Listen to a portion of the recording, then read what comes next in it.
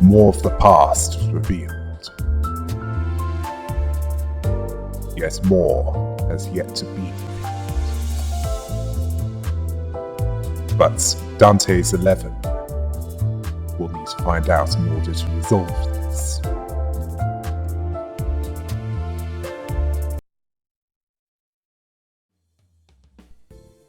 Dante referred to Sancho as Don Quixote.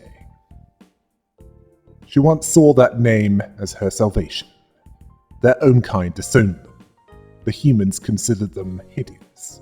They were all smiling and laughing when they began to lay the foundations of La Mancha Land, because they truly believed that they could subsist on blood and some hemobars, which according to Gregor's priest of La Mancha Land identity is a mix of human and animal blood compressed into a bar. Then we see a vision of the past, where Don Quixote announced that they finally have the prototype of what he and Nicolina, the barber, have been working on for years. Sancho asked if it was a brick. He called it coagulated blood. So it's basically black pudding. He considers it to have every nutrient needed to survive. Dulcinea was less than impressed, as it tasted like pastel paste. Something used to add colouring to cakes. There are a number of different variations of this. I suspect that it doesn't taste good by itself. Nicolina considered flavour to be a luxury. This was the best that she could have done about this. Don Quixote told them that as long as they have a steady supply of the paltry amount of blood voluntarily given by humans, they can continue to mass-produce these hemobars. Coriambro, the priest, unenthusiastically said that they were splendid. Don Quixote planned to provide a steady supply of this to his family there in La Mancha Land. As long as it survives, it will be the pride and joy of all blood fiends, living proof that they need not kill or consume blood. They can coexist with humans. They need not be defined by their nature. He guaranteed that they'll be getting plenty of guests there. Sancho asked how they could be so certain. He told her that the world outside was as dreary and austere as the world he's been living in, believing that deep inside, even humans are desperately waiting for something to bring joy into their lives. He then got to the point. What if he was to appear in person? And at the end of the parade, would it get the crowd going with the applause and cheers? Nicolina thought so, intending to make an outfit so dazzling that he shined brighter than anyone else. Dulcinea didn't think that he'd surpass her popularity. She's second to none when it comes to beauty. Don Quixote agreed, seeing her as incandescent as gold. Even still, Sancho had enough of this and said she was leaving. If that meeting was devolving into frivolity. Then we get back to the present, and she told, what is Dante's 11 now, that just as expected, La Mancha Land became teeming with human guests. Then they found themselves at the entrance of La Mancha Land, within that twisted space. 2 types of tickets were sold with different prices. If they chose the all-day pass, they all paid for it with their blood. None were happy about that, but as long as they had that, they could experience every attraction there. They all lost 20 HP. And as for the La Mancha Land all-day pass, this would grant 1 poise potency and count, up to 3 times with an attack, and if the target had 10 or more total bleed, unique bleed and rupture, this was the case. If they chose the standard pass, while Dante decided that it was unwise to lose so much blood at the entrance, they chose the standard pass that didn't require blood. The disclaimer stated that visitors must pay a certain amount of blood before, participating in an attraction. They might be able to get more of their blood's worth if they chose carefully. They received the La Mancha Land Standard Pass, which inflicted 4 bleed count and potency at the first turn of a battle. Regardless of their choice, they entered La Mancha Land and then asked which area should they visit first.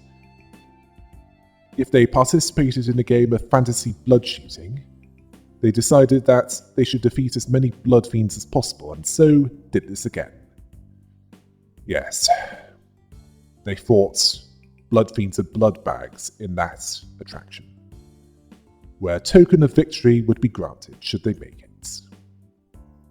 Dante reasoned that they already did this once, so they can do it again. The token of victory not only grants 8 HP to an ally on a kill with an attack, and if the enemy had 10 in total bleed, unique bleed and rupture, the one that killed that target would gain 2 offense level up next turn, up to 3 times in a turn.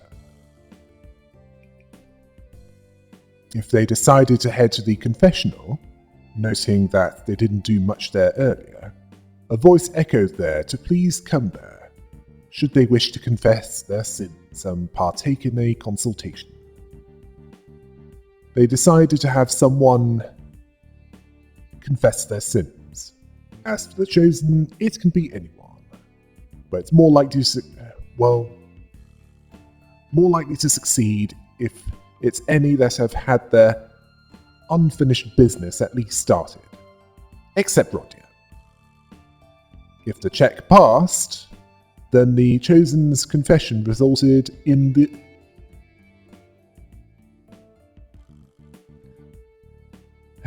them requiring heavy introspection, advising that they discipline themselves. A thorny whip was slid under the confessional divider. The space warped and a new path opened. Yeah. Self-flagellation. It wasn't just self-harm cloaked as penance, but this EGO gift granted 10 bleed, 3 offense up and 3 defense up once a turn. And if the ally has the most HP percentage attacks, that's when it's more likely. If the check failed, then the confession was one that was uncomfortable for them, as it involves telling a story to a total stranger. When it ended, he advised disciplining themselves anyway, and slid the thorny whip to them, and the way forward opened as well. Yes, the EGO gift would be granted either way. Although in this case, the chosen would also receive 15 SP damage. If the parade was watched, they were able to walk to the front of it. A blood fiend suddenly came to them, asking if they wanted to partake in a commemorative picture with the parade in the background in exchange for blood. If they said yes, then those with lust affinity attacks would lose 25 HP. Dante could feel the one that they considered. Yeah. Don Quixote. The absence of that one was now being felt, now that they were standing all together for a group photo, and when they received it, the parade was far away, and the warp space became normal. The photograph was replaced by a Blood Fiend's mask. Yes, this is the mask of the parade, where in chain battles, when a new enemy enters, 5 bleed and 3 bleed count was inflicted against the enemy. If they decided to just get out of there, they decided to off and walk past the parade. After that, they encountered the blood raffle machine. It was beyond a door to the giant containment chamber. To escape the maze, they needed to get through it, and the machine was at that road. This was used during event periods. It advertised a little bit of blood for something very useful. If blood was paid for entering this, a check was made. The chance of success was 10 times the number of fails %. If the check fails, which is likely to do with a 10% chance of success, they get nothing. And with a sad jingle, the machine comes to a slow stop before becoming silent. I mean, what were they expecting? A happy jingle? I can imagine that. Sucks to be you, sucks to be you, you get nothing, sucks to be you.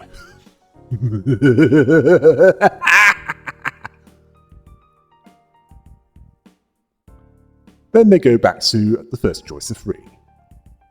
If they succeed, then it told them that they've won, and a loud jingle played, and a cube-shaped crystal made of blood rolls out of the machine. Each attempt will cost a random ally 20 HP. And as for the devouring cube, when an ally dies, 1 EGO resource of each of the allies' attacks, along with 1 random resource, would be gained. And if the enemy was killed, 1 random EGO resource would be gained. If they decided to destroy the machine, they would decide to crack it open and take the prize. And some were all too happy to do this, likely the gambler Rodia, as she'd not normally do this, and Heathcliff, due to his leaning towards brute force solutions. Sadly, this resulted in the machine warping into Stage 3 Wrath Pacatulum, as if it was expressing its displeasure towards vandalism. And after defeating it, the devouring cube would be gained. If deciding to leave, they decided that gambling was for fools and cleared off. Then they fought the hurting teddy bear abnormality, a death level abnormality that was an aberration of the level abnormality Happy Teddy Bear. The Happy Teddy Bear hugged people to death if they worked on it more than twice in a row. As for this one, it appeared to be more like a voodoo doll, as it was impaled by nails and it appeared to be bleeding, as if it belonged in the version of the Ted movies if it was a horror movie rather than a comedy. Certainly bleeding out of the hole in the front of the body. It was weak to piercing wrath and envy, while strong against blunt gloom and pride. It inflicted bleed, fragile, and nails. Ooh, that's it's been a while since anyone was able to do that. Not since N-Corp's Psycho Division. It could also curse, which randomly inflicted attack or defense power down by 1 or 2 offense level down, or 2 defense level down. Okay, I'll have the full breakdown for the abnormalities law, but defeating this abnormality would grant the Grimy Iron Stake Ego gift, which, like in the Mirror Dungeons, inflicted 1 bleed and 2 defense down. Okay, yes, until the end of the next turn, and if bleed was already on the target, 3 bleed would be inflicted. After the abnormality was suppressed, Dante was surprised by the presence of abnormalities there. They then noticed the Lobotomy Corporation logo on the wall of the maze inside the Muncherland. Yisang suspected something. Then he stopped himself and didn't think it was a good time, as there wasn't enough to go on in order to be certain of this. Dante wanted to try and urge Yisang to speak of this, but they knew it was pointless right now and told him to let them know when he was more certain, understanding that he had a good reason for not sharing his suspicions. Yisang intended to. Dante then made it clear that they needed to get back on track and keep following Sancho. They still had a job to do. Then we saw a vision of the past, when La Mancha land was opened. Sancho made it clear that more and more blood fiends were starting to suffer. Dulcinea cautioned her for being rude by lecturing Don Quixote. Sancho was only notifying him of what she was seeing. Don Quixote was discussing with Dulcinea about the pathing of the parade. Her area was the most popular of them all. She saw this as the nature of all things, to be helplessly drawn to beauty. Then there was the awkward silence between Sancho and Dulcinea. Don Quixote hadn't seen them exchange more than 3 sentences with one another. They're his 2 second kindreds, technically sisters, asking if Sancho was the older one. Sancho detested the idea. He suggested that she be the younger sister. Dulcinea decided to leave now. She asked him to consider their suggestion regarding that relic. He would. Then, sometime later, Don Quixote told Sancho that she came at the most opportune, or rather appropriate hour. He found the relic yesterday. Sancho asked if he's still searching for them. She thought that he'd give up on that idea. The Knight of the White Moon identified the last one, which he had gone through considerable lengths to obtain, which was, in fact, a forgery. He believed that the merchant claimed that it was genuine.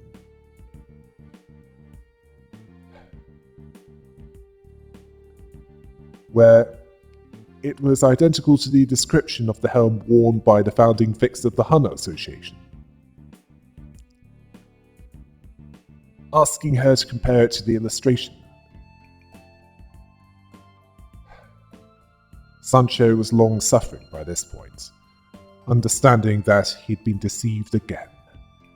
This made Don Quixote desire to drink that peddler dry and turn him into a blood bag.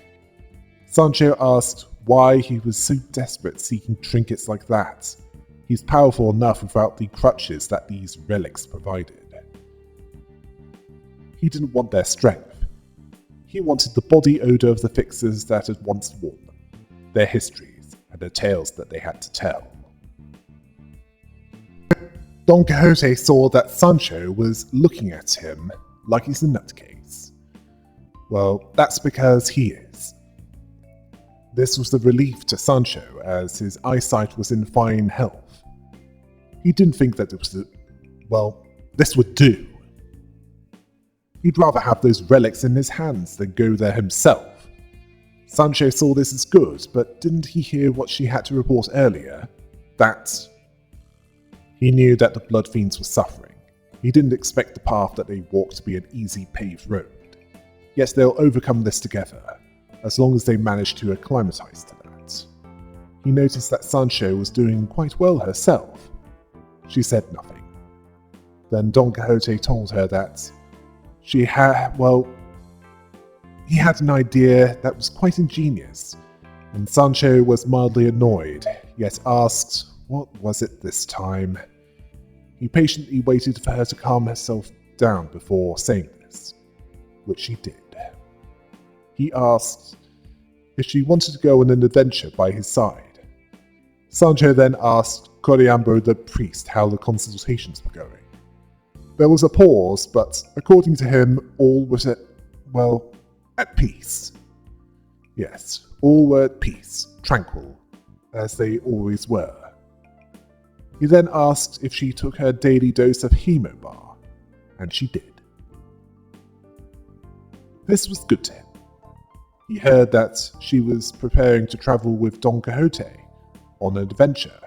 The idea of that was he could hardly wait for them to start. She was less than enthusiastic about this, telling him that he may leave now. She wasn't so close to him that she could call over to him and ask him what he meant by that pause, but she let him go. Back in the present, she made it clear that they could never get used to it. The lack of blood. It's incomparable to having one's favourite food taken away. It deprived them of everything that made them happy. They were drenched in misery, hanging on to the belief that everything was going to be fine. The illusion of that, slowly. They grew deprived. And Ishmael understood that when the two of them left La Mancha Land to go on an adventure. As they continued to travel through the maze, there was a tale of what happened when Don Quixote the Knight and Sancho the Squire was on their adventure. The rest of their family waited, chewing slowly on what they had. It was unclear whether all this waiting was worth it. This narration was as embodied as it was sarcastic. Before Dante's 11, this substance was what the family was consuming, and it appeared. If they ate the Hemo bar, they gobbled down the dry, flavourless food. Their hunger was unsated. It was a hollow feeling. They tried to eat more, as though it would convince themselves that gorging themselves of them would be enough to free them of their, starvation. If they ate another Hemo bar, they kept eating until they could stuff no more. This was unfortunate. They still hungered. If they ate 10 Hemo bars, they still believe that they simply haven't eaten enough. They'll see how long the meaningless banquet lasted. They kept eating. Then the painful hunger might go away. There was anticipation that the hunger might go away when they returned, but it won't. It never will. The hunger was bottomless once the narrator ended. Dante's 11 felt this hunger.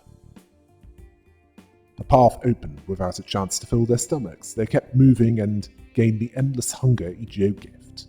When the first turn of a battle, all identities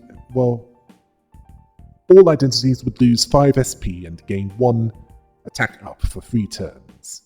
If the identity was a blood fiend, they'll lose 10 SP and gain 2 attack up for 3 turns and inflict 1 more bleed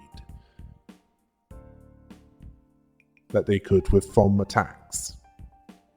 Now, if they stopped eating them during this, they waited, refusing to eat that, and this caused the space to warp before opening the path ahead. And if left from the start, the same applies, and this Egeo gift was not gained, and to be honest, it's one that's more trouble than it's worth. Next, they saw a mass of brambles with sharp thorns in the way. The knight Don Quixote and the squire Sancho adventured together for a long time, many adventures together. Which one of them was the most interesting? As in, what should be spoken of? If it was the battle against the giants, the tale spoke of how they warred against the giants, but the battle was one-sided. 2 wrath and 2 pride resources would be 2 wrath and 2 pride resources would be gained. If it was the deliverance of the troubled village, the tale spoke of a troubled village. It was easy for them, as they were hiding their true strengths. 2 lust and 2 gluttony resources would be gained. If it was the adventure of the helm of Mambrino, the tale spoke of how they claimed it as their own, not knowing of its powers, and gained 2 gloom and 2 envy resources. Regardless of what was chosen, there would be no more adventures. They returned home, where their family was waiting for them. They needed to make their way through the brambles. A check would happen. If it passed, the chosen would walk through, cutting open a path for them to cross.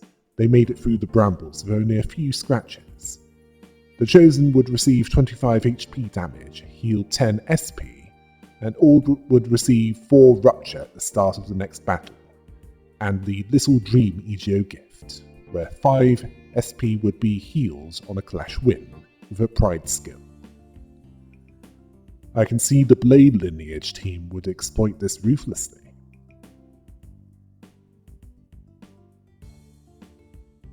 And on the hits, After a clash win with that skill, 1 bleed count and 1 rupture count would be applied, 4 times per attack. If it failed, the Chosen would walk into the brambles, cutting up the path of the others, but they were too thick to cross without bloodshed. All were addled with thorns by the time they made it through. The Chosen would receive damage by 25 HP and 15 SP, and all would have 4 rupture and 4 rupture counts in the next battle, while still receiving the EGO gift. Then they encountered the Rose Hunter, likely another aberration of the Snow White's apple, a head-level abnormality, with a rose for a head and armed with a thorned vine lasso.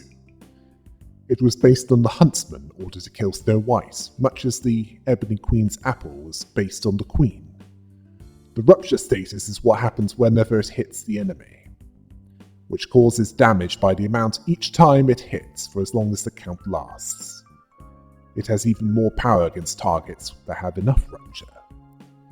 It can even deal SP damage. 10 SP normally, but if the target has 0 or less SP, it's 20 SP instead. Those with the barbed lasso, which is inflicted each turn,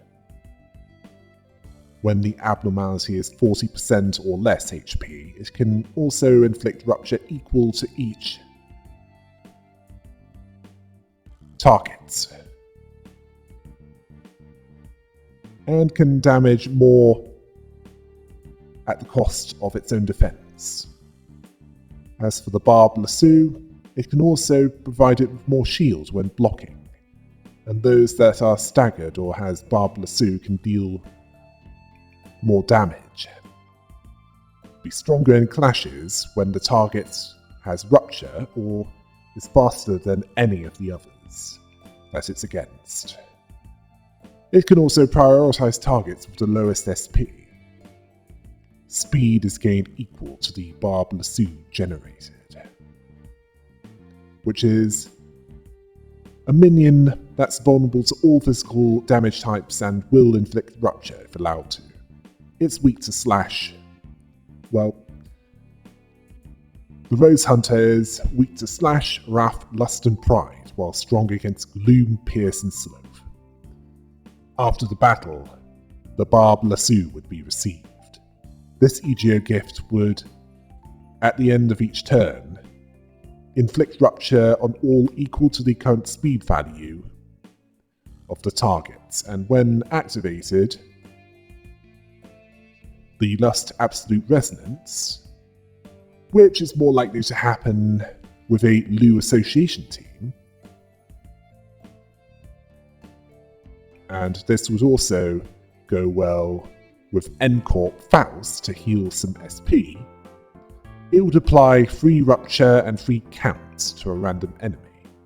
Oh yes, and N-Corp Faust, the SP is granted with enough Lust Resonance when she's not actively fighting.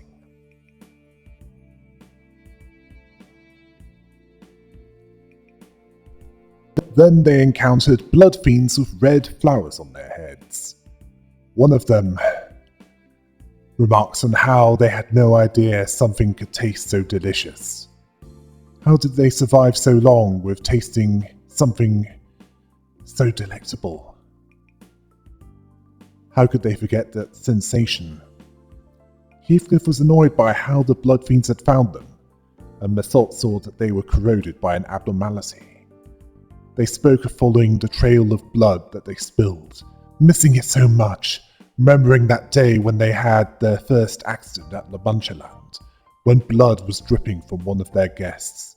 They crawled on all fours just to have a taste of it. They felt elation then. Sancho made it clear that it was the point when it began to fall apart. Or rather, fall apart. So it was somewhere in between a relapse of addiction and starvation. They were then fighting the EGO corroded blood fiends, as in those that try to use the EGO of the yearning Merkala, 400 roses, but lacked what they needed personally in order to wield it safely. This abnormality was a monstrous flower with numerous beady eyes feasting on blood from above. It's possibly an aberration of the moving opium poppy known as porculus. Then again, it could be something completely separate. They cause a lot of bleed, even considering that they're blood fiends, as well as dealing 5% fixed damage to a random enemy target at the start of each turn. They deliver little Carmilla to a target after an attack, and if bleed is on a target, then 2 of them will be inflicted. They were able to fight off these corroded blood fiends, and then forge onward to wherever Sancho went to. After taking down one group of corroded blood fiends, another 2 appeared. Ortiz asked which area they were from. They told her that they're from no area. They were blood fiends who didn't laugh. They were exiles to that prison for those who couldn't abandon their desires. Now this felt familiar to Dante. They asked if it reminded them of the containment units of Lobotomy Corporation. Sinclair was about to voice his suspicions when Yisang spoke of the numerous sites of Lobotomy Corporation logos, which was enough for him to know that a Lobotomy Corporation branch facility was constructed there, upon La Manchaland's ceiling. Dante asked where the branch went. Yisang understood that in the wake of La Manchaland's reopening, it was either beneath the surface or devoured, like the pallid whale of the Great Lake did, with one such branch facility, or rather the contents of it. But he couldn't be certain, as it was a theory at this point. He saw that it might be discouraging to hear words of little substance after being kept in the dark for so long. Faust seemed to agree with what he theorized. Then a corroded blood fiend noticed Sancho, believing that she's come back to their side to deliver them. And Sancho didn't give a single about this. They asked if she didn't recognize them. They fought together in the Blood Fiend War. They massacred multiple families of blood fiends. Sancho recognized them. Somehow. When she and Don Quixote disappeared and they started a parade, like they usually did. A parade full of many happy humans. Sancho looked like she wanted to get this over with. The corroded blood fiend spoke of how Don Quixote wanted to find who was responsible, but he was unable to do so, as they were all in on it. Once blood was smelled, they were blinded to everything else. The parade continued, and La Manchaland never closed. And they came to realize something, even if they were to be punished for a long time, around 200 years for what they've done. They were happy at the moment. So much that incarceration wouldn't be a good deterrent. The second that blood touched their lips, they felt life, asking why had she forsaken them. Sancho didn't answer, as there was nothing to answer. She saw them and considered them beneath her notice and let Dante's 11 take care of them. As they were catching up to Sancho, taking out any other blood fiends that got in their way, a blade flashed from a dark corner, aiming straight for Sancho, which failed to connect. This was a mild annoyance to her. With a flick of her fingers, she blasted the figure away, flinging them to the ground. Rodia asked why they were attacking her. Yisang recognized the attacker. It was Camille of Sunk Association West, who was corroded by the same Egos the blood fiends encountered on the way there. The one that sold the Fang Hunt office out for its own personal gain. Heathcliff asked what the was doing there. Ishmael then remembered that they were staying away from the three main areas because they had a different mission to the others. Massault suspected that the change in the Manchalan structure due to the influence of the Golden Bow had caused them to be swept up along with the blood fiends. Gregor was unsure of what he meant. Roger never liked him. But she genuinely felt pity seeing him like that. Faust then called over Dante, who knew what she was about to ask. Camille had been corroded due to him resorting to using EGO gear or gifts from this Lobotomy Corporation branch facility. Massault can also confirm that Paula was there as well. This was troubling for Sinclair, as this reminded him of the Nagel und Hammer in the basement of what used to be his home. Yisang was reminded of what happened in K-Corp when EGO was utilized that was unable to be withstood, specifically by the Technology Liberation Alliance. Certainly, that would apply to Dong Rang. Before she manifested her own. Faust saw it as the case as, well, they used EGO out of desperation. Just to, at least attempt to balance out the fight against the superior numbers of the Blood Fiend Horde.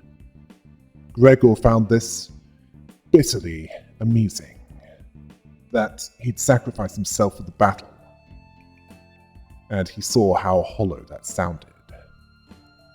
Utis understood it to mean that he tapped into a power that he didn't understand, seeing that he's met an honourable death, a valiant struggle to the end. Utis, he's not dead yet. In fact, right now he's worse than dead.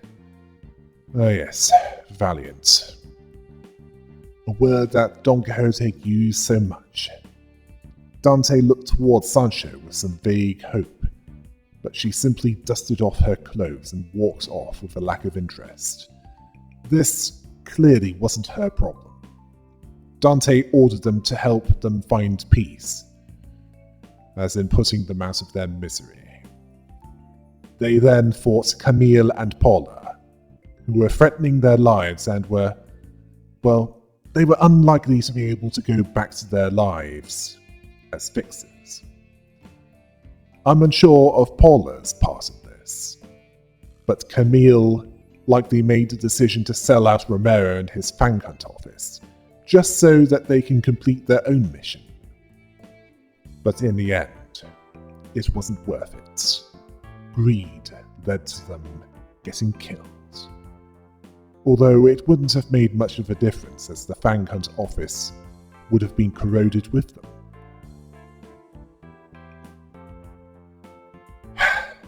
It still led to them being condemned to a fate worse than death. Regardless, all of them were dead. And so, only Jia Sichun and her faction, who were likely defending until the Manchaland was subjugated, and Limbus Company, consisting of Dante's 11, remained.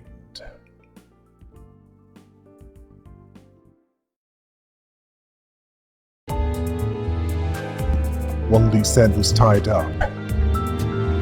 Others needed to be dealt with. Until next time. Hail the rabbit!